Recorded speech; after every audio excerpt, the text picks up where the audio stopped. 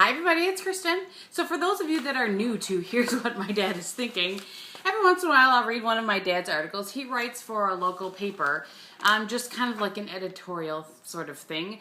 My dad is a retired pastor. He was as a second career, he was a minister for 15 years.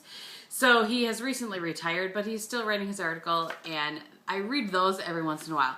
I hadn't done them for quite a few months, and people wanted them back, and so here they are back. So this, again, is from the Marion Advertiser, and it is written by Pastor Skip Robertson, which is my dad. And this was for Thursday, July 25th. And I've not read this, so I have no idea what it's about. Here's what I'm thinking. I have read a ton of books in my life. I can't begin to imagine how many there have been or how many authors have fascinated me.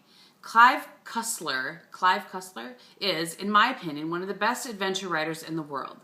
Dean Koontz has a knack for writing descriptions that draw you into the scene he's describing. Dr. Seuss gets his message across in his whimsical but pointed way. James Michener, M-I-C-H-E-N-E-R, weaves generations and eras together with amazing finesse. I have read many older authors as well. Sir Walter Scott, Jules Verne, V-E-R-N-E, Thomas Costain, Fulton Oursler, and Lew Wallace, to name a few. When I was still a boy, I went from one interest to another, as young people do. I went through a phase where I read everything I could put my hand on about King Arthur and the Knights of the Round Table. I read all of Horatio Alger's books. I discovered science fiction and fantasy, and writers like, oh geez, I can't believe I'm reading this one because of all Heinlein, Bradbury, Sturgeon, Asimov, and Clarke became like friends. I went through Henry Gregor Felson's books about cars and hot rods even faster than I had gone through the Hardy Boys and Tom Swift. One of the first jobs was in a library. How appropriate. I shelved books and magazines. As I did, I learned the names of many of the authors and learned about what they wrote. If anything, working at a library increased my desire to read. My sister Barb has a master's degree in library science, and I believe she reads as much as I do. I always have at least one book going, and I sometimes have several in various locations. I also read newspapers, magazines, bulletin boards, church newsletters, and cereal boxes. What about you? What do you read? When those award shows are on, the person will ask the celebrities, who are you wearing? I want to ask them, what do you read? That will tell me more about them. A person's reading tastes tell a lot about that person. Some people say they do not have time to read. People who want to read can always find time. Research shows that people who read regularly receive many benefits. Among those are, reading makes you smarter, reading reduces stress, reading increases your vocabulary and analytical thinking skills, reading improves your memory and writing skills. One reason I like reading, I believe, is because I consider myself to be a writer. I like to see what other writers do, how they craft their storylines or develop their characters.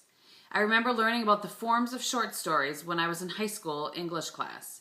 I just thought that it was so cool the way writers took an idea and developed it. I have talked with many people over the years who do not read. I would be one of those people. They say that it is boring or they cannot find anything that really appeals to them. Those are not my reasons. Don't walk away from a book because you might not like it. Give it a chance. Start with the best choice, the Bible. In high school, our senior English teacher had us read the Book of Ruth. It's a classic short story form. Can you imagine what would happen if a bunch of high school seniors today were told to read Ruth? I can hear the enraged screams now.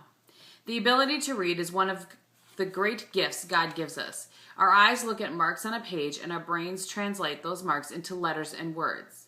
The letters and words become sentences and paragraphs as we read and exercise our minds. Is it any wonder that people who cannot read are likely to become depressed?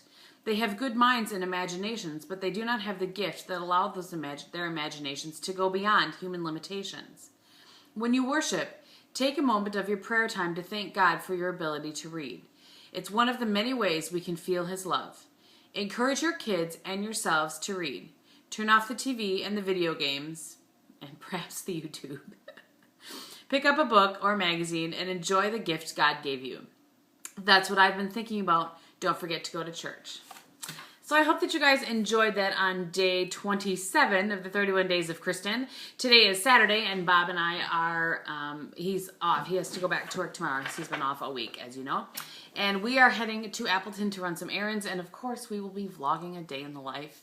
So yeah, that's what's going on today. I hope that you guys have a great Saturday. Thank you so much for watching, and I'll talk to you very soon. Bye!